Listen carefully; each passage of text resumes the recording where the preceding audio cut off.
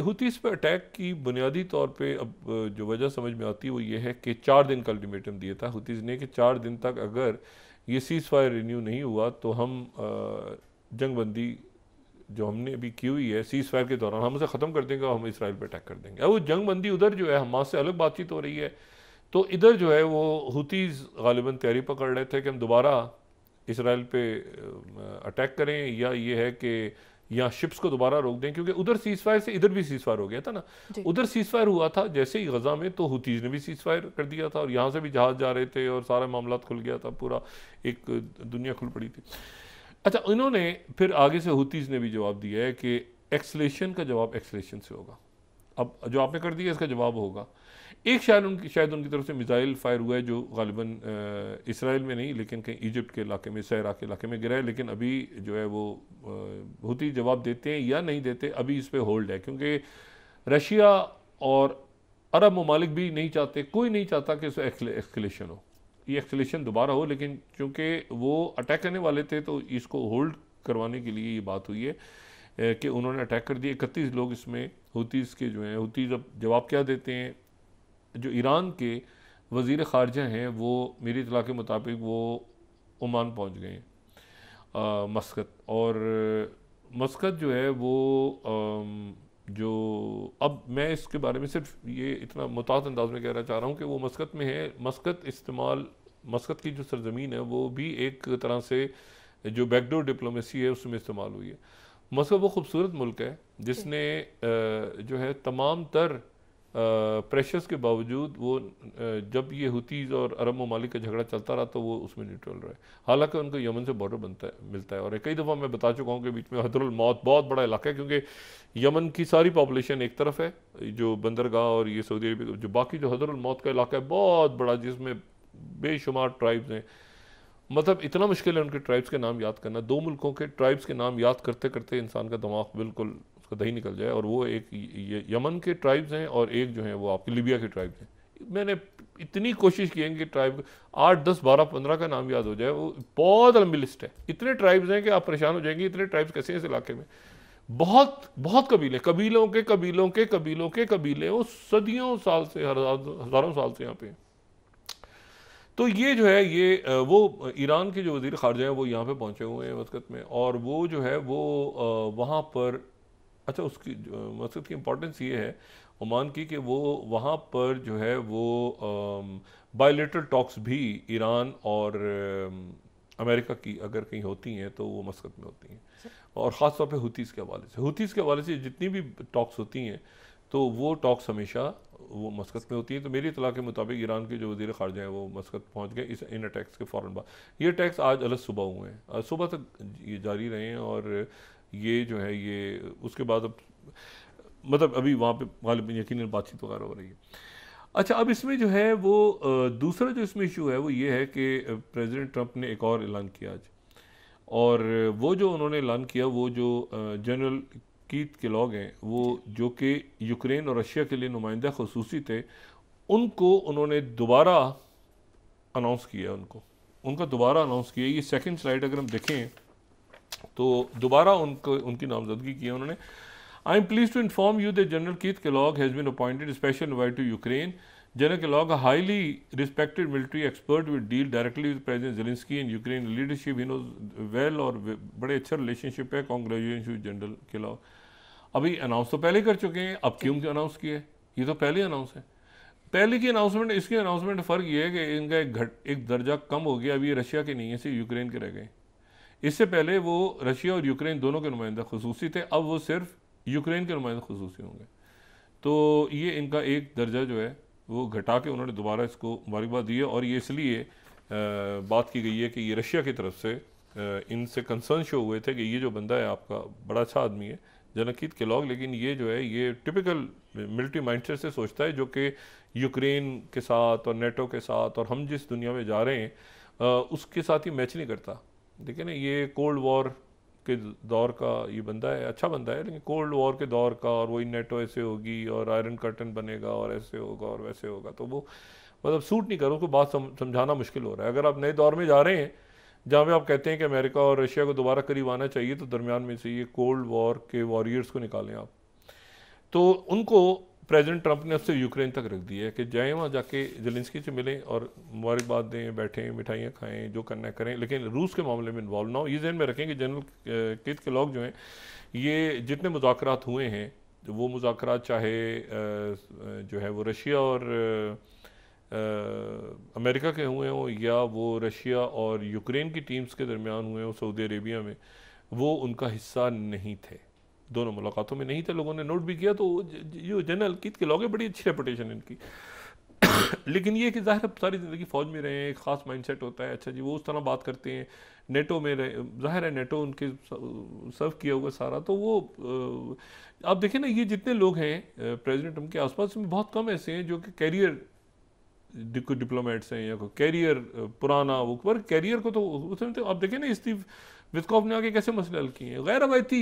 गैर रवायती अंदाज में दुनिया चल रही है ना, जो कैरियर डिप्लोमेट है जी, वो 50 साल से करते थे, बाबू तो उसी तरह से चलाते रहो, उन्होंने फेंक रहे उठा उठा के ट्रंप।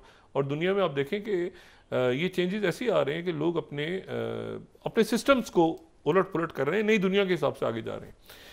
अच्छा, अब ये है कि तो ये जो जनरल केलॉग को उन्होंने साइड पे कर दिया, उन्होंने कहा आपसे यूक्रेन देखें। और अब देखें कितनी अजीब बात है कि दोबारा अनाउंसमेंट हुई है, लेकिन वो दोबारा अनाउंसमेंट को लोग सोच रहे हैं कि दोबारा क्यों अनाउंसमेंट, दोबारा इसलिए हुई है कि सिर्फ यूक्रेन तक कर दिया उनको। अच्छा, अब ये जो है तो ये अब वहाँ पर स्टीव वित्कॉफ जो है दोबारा, एक तो उन्होंने थोड़ी देर पहले उनका CNN के ऊपर ये पेपर आया और मैं उसको देख रहा था, उस पर उन्होंने कहा है कि स्टीव वित्कॉफ ने कि इसी हफ्ते ट्रंप और प्यूटिन, प्रेसिडेंट प्यूटिन की बात होगी आपस में।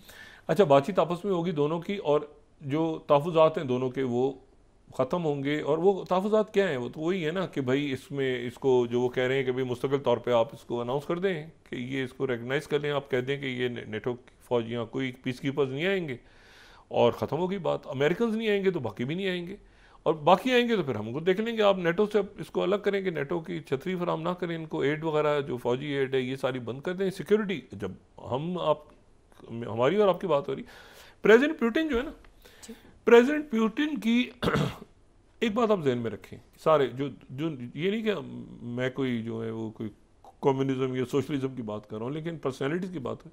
प्रेसिडेंट पुतिन अपनी बात से नहीं फिरते। कुछ मुल्क ऐसे हैं दुनिया में, जो कुछ ताकतें ऐसी हैं जिनकी बातचीत और जिनकी ज़बान पे हर चीज़ चल रही होती है, वो लिखत पढ़त नहीं करते, चाहे उनमें शी जिनपिंग हो, चाइना हो, चाहे उसमें प्रेसिडेंट पुतिन हो। प्रेसिडेंट पुतिन की वो जो बात थी ना, वो जेंटलमैन प्रॉमिस हुआ था ना कि हम जी बर्लिन वॉल के बाद कोल्ड वॉर ख़त्म हो गई है और अब यहाँ पे नेटो की एक्सपेंशन नहीं होगी। उस वक्त रशिया ज़ाहिर है टूट फूट का शिकार, रियासतें टूट रही हैं, अलग हो रही हैं, होता गया। ये बोरिस येल्सिन के दौर में तो बिल्कुल ही फसाद खड़ा हो गया था, ये ओलिगॉर्ग्स आ गए और वो चैलेंज करने आ गए थे, वो पुतिन के सामने खड़े हो गए थे, हमारे बगैर तो हुकूमत, वो अरब खरबपति जिन्होंने दौलत कमाई थी, भाई नया नया सोवियत यूनियन टूटा और उसके नतीजे में वेस्टर्न सारे कूदे अंदर, उन्होंने माल बनाया, दौलतें कमाई, और वो पुतिन से कहते थे कि तुम हमारे बगैर यहाँ रह नहीं सकते। वो जो इनके ओलिगॉर्ग्स थे, जिनको खड़ा करके लाइन से एक एक करके पुतिन ने पहले तो अंदर निपटाना उनको, और सबको पकड़ के जेलों में डाला। और सब, जो पहले भी मैं बात कह चुका हूँ, उसने कहा था कि मुझसे जितना पैसा लूटा है उसको यहीं पे रोक दो और यहाँ से दाल फैन हो जाओ मुल्क छोड़ के, वरना यहाँ की सियासत में इन्वॉल्व मत होना। वो कहते थे हमारे बगैर तो हुकूमत, अच्छा ये वजीर हमारा है, वो वजीर हमारा है। आखिरी जो था उसको 2012 में पकड़ के जेल में डाल दिया था पुतिन ने, और उसके बाद से ये मुल्क, अब देखें एक जनरेशन लगी, उसके बाद आज का आप रशिया देखें और आप 10 साल पहले का देखें तो करप्शन और चीज़ें और मामलात की खराबी, पुतिन ने उसके बिल्कुल हिसाब बराबर कर दिया। अच्छा, अब यह है कि अब वो नई दुनिया, अब देखें ना, अभी ताज़ा तरीन जो हुआ है, ताज़ा तरीन जो उन्होंने एग्जीक्यूटिव ऑर्डर किया है उसमें, तो वो क्या है, वो ये है कि भाई उन्होंने वॉइस ऑफ अमेरिका को ख़त्म कर दिया, और जितने वॉइस ऑफ अमेरिका के अलावा ये रेडियो फ्री यूरोप और रेडियो फ्री एशिया और ये सारे जो आउटलेट्स हैं, ये 1942 के बने हुए हैं। ये नाजी, ये दुनिया का सबसे पुराना प्रॉपर अमेरिका का, यानी आप समझें एक एंड ऑफ द एरा है। ये पूरा एक दौर ख़त्म हो रहा है कि जिसमें वॉइस ऑफ अमेरिका ख़त्म हो रहा है। वॉइस ऑफ अमेरिका को ख़त्म करने का ऐलान कर दिया 1942 में। ये जो है ये बना था सेकेंड वर्ल्ड वॉर के दरमियान फैसला हुआ था कि इसको बनाया जाए नाजी प्रोपेगेंडे के अगेंस्ट। और ये उसके इस वक्त जब ये बंद हो रहा है तो ये कोई 48 ज़बानों में इसकी नशरियात पूरी दुनिया में जा रही हैं। फिर ये कोरियन वॉर में बहुत इस्तेमाल हुआ। ये इतनी तेज़ी के साथ इसके ट्रांसमीटर्स लगे थे मुख्तलिफ जगहों पे कि ये जो है ये कोशिश ये थी कि किस तरह ये आयरन कर्टन के पार चाइना को भी मे भी इसकी चाइनीज इसको सुने। फिर कोरियन वॉर में इसका बड़ा रोल रहा, वॉइस ऑफ अमेरिका का। फिर सारी जो कोल्ड वॉर है उसमें वॉइस ऑफ अमेरिका तो एज अ प्रोपेगेंडा यूज़ होता रहा, और उसको 360 मिलियन लोग दुनिया के अभी तक सुन रहे थे, लेकिन वो उसके 3,500 जो उसके एम्प्लॉयज़ हैं उनको कहा गया कि आप छुट्टी करें, आप घरों पे जाएं, क्योंकि अब हमें ज़रूरत नहीं है आपकी। ये एंड ऑफ द एरा है। अच्छा, इसके साथ ही वो जितने जो ये जब हुआ ना 9/11 के बाद, तो अफ़गानिस्तान में खुल गए थे बहुत सारे मीडिया ग्रुप्स अफ़गानिस्तान में खुल गए थे। उनको अमेरिकन जो है वो यूएसएड मिल रही थी, अमेरिकन सपोर्ट कर रहे थे। और उसके बाद ये था कि वो वहाँ पर जो है वो लोगों को जमहूरियत पढ़ा रहे थे, जिसका नतीजा आज 2025 में देख रहे हैं कि वहाँ क्या जमहूरियत, अफ़गानिस्तान का क्या हाल हुआ है। अरबों रुपया झोंक दिया उसमें, और उसमें लोग जनाब ट्रेन हो रहे हैं, और ये हो रहा है, और जमहूरियत ऐसे होती है, और जीम से जमहूरियत, और अलिफ से इंसानी हकूक़, और ये और फलाना और ढिमाक, अरबों रुपया, अरबों डॉलर्स लोगों ने बनाए, और बना के वो अमेरिकन उनको भी छोड़ गए जो यहाँ पे मौजूद थे। कई मेरे ख्याल से जो मीडिया ग्रुप्स हैं वो वहाँ पे बंद हो जाएंगे। एनीवे, तो अब यह है कि ये पूरी तारीख ख़त्म हुई, और 83 साल के बाद, 83 ईयर्स के बाद उन्होंने फैसला किया कि ये प्रोपेगेंडे का ये पैसा बिल्कुल बेकार है। मुझे बताएं कि क्या हुआ दुनिया में, क्या लोग सारे जो हैं वो ट्रांसजेंडर बन के घूमना शुरू हो गए, फलाना मार्च हो रहा है उसको सपोर्ट करो, फलानी एनजीओ खुल गई, फलाना ये हो गया, फलाना हो गया, इलेक्शन होना है, अच्छा जी उसमें इस तरह से बहुत गंद मची है इतने सालों में पूरी। बहुत अच्छा फैसला किया प्रेसिडेंट ट्रंप ने, और ज़ाहिर है जो लोग बेरोज़गार हुए हैं, ट्रेन जर्नलिस्ट हैं, वो कहीं ना कहीं अपना काम दूसरा करेंगे, लेकिन ये प्रोपेगेंडा टूल के तौर पे जो इस्तेमाल हो रहा था। और इन्होंने प्रेसिडेंट ट्रंप को ये भी अच्छी तरह याद है कि इन्होंने एक ज़माने में मुझे भी आँख दिखा दी थी, और उन्होंने कहा था हम आज़ाद हैं। अच्छा, वो पैसा ले रहे थे प्रेसिडेंट ट्रंप से ही, और उन्होंने चंद साल पहले जो है ये 9 स्लाइड्स हैं, जो पहली टर्म आई ना उनकी, तो उनके अंदर भी वो इनकलाब जाग उठा। पैसे वो ले रहे हैं स्टेट डिपार्टमेंट से, पैसे हम अमेरिकन से प्रेसिडेंट से अप्रूव करके, लेकिन उनके अंदर जो है ना डीप स्टेट अचानक उनके अंदर जाग उठी, जो है ना वो इनकलाब जाग उठा। 9 स्लाइड देखें उस जमाने की। वॉइस ऑफ अमेरिका ने ऐलान किया कि हम जो है वो ट्रंप टीवी नहीं है मतलब हम आज़ाद करेंगे, हम आज़ाद लड़ेंगे, मरेंगे, कट जाएंगे। ट्रंप ने आके उनको उड़ा दिया दूसरी टर्म। तो पहली टर्म में जो डीप स्टेट पीछे लगी हुई थी ना ट्रंप की, और दूसरी टर्म में आगे उन्होंने कहा सबको फेंको उठा के, बंद ही करो, मतलब प्रो ट्रंप एंटी ट्रंप को छोड़ दो, जरूरत ही नहीं, तो फेंको उठा के बंद ही करो, डिपार्टमेंट को बंद करो। तो बहरहाल ये है कि सारे के सारे वो लीव पे चले गए हैं, और उसमें जो है वो ये सारा मामला हुआ। तो ये दुनिया अब जो है ये किसी और। अच्छा, अब आ गया कि यहाँ मामला एक तो थिएटर ये हो गया ना, यूक्रेन वाला थिएटर, एक ये थिएटर जो आपका इधर क्या होगा, गजा के सीज़फायर का क्या बना, और फिर ईरान का क्या बना।